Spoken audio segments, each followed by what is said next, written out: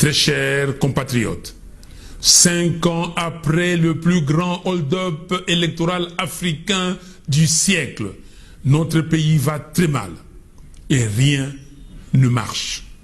Quand on voit la légèreté avec laquelle les institutions de l'État regardent tous les signaux qui assombrissent le ciel de notre patrie et qui risquent de conduire le pays à un chaos aux conséquences incalculables, comment ne pas faire le constat que le Congo est miné au sommet de l'État par des forces centrifuges qui travaillent à sa balkanisation. Là où les Congolais espèrent un processus qui va sauver la patrie en danger, les ennemis de la République concoctent une logique électorale qui parie fondamentalement sur la tricherie. Congolaises et Congolais, surtout, ne minimisons pas les enjeux des élections constitutionnellement prévues pour la fin de cette année 2023. Toutes les stratégies que développe Félix Tshisekedi et ses acolytes de l'Union sacrée n'ont en réalité qu'un seul but: vider de son sens cette expression qui hante leur conscience depuis 2018, à savoir la vérité des urnes. Au-delà de tout, j'aimerais tout de même prodiguer un conseil à monsieur Félix Tshisekedi. Prenez la mesure de la gravité de la situation et arrêtez de jouer avec le feu. Le moment vous est venu de regarder en face la vraie nature des souffrances que vous infligez au peuple congolais.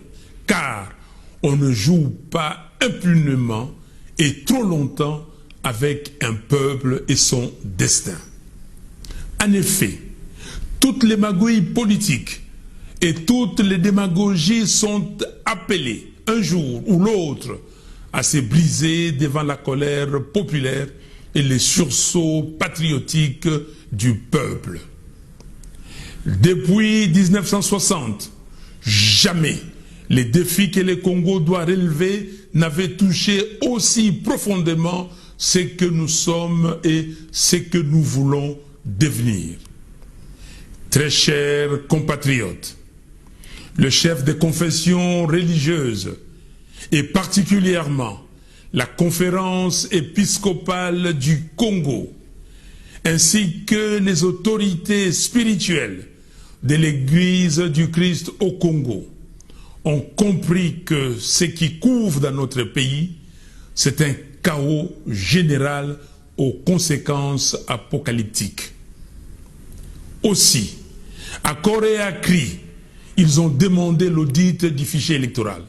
Ils ont proposé l'audit citoyen du fichier électoral.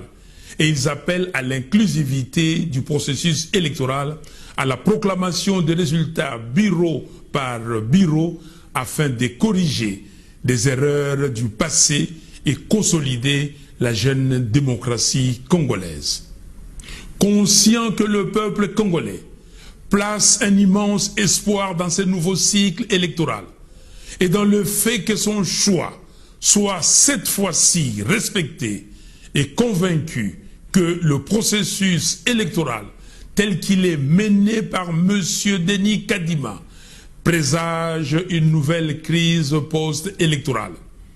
Je ne pouvais pas laisser cette noble et patriotique bataille de nos chefs spirituels se diluer dans le flux médiatique sans lui donner plus de relief. Voilà pourquoi je prends la parole aujourd'hui pour féliciter et remercier chaleureusement les églises catholiques et protestantes, sans oublier certains partenaires internationaux du Congo qui ont rejoint cette bataille pour un processus électoral transparent et crédible. Au nom du peuple congolais qui souffre en espérant que les élections apportent au pays la paix, le relèvement social et la prospérité de l'économie nationale. Je salue les combats de l'Église catholique et de l'Église du Christ au Congo pour la recherche de la cohésion sociale comme gage d'un processus électoral sain et extincteur des périls qui menacent la survie de notre pays. Je me permets de leur redire ici, par ces mots, que je veux solennels, et au nom du peuple congolais tout entier, combien nous sommes fiers d'eux, fiers des valeurs d'intégrité, de vérité, d'amour du prochain et d'exhortation à l'unité nationale et au sursaut patriotique qu'ils portent. J'ai entendu leur appel et celui du peuple congolais.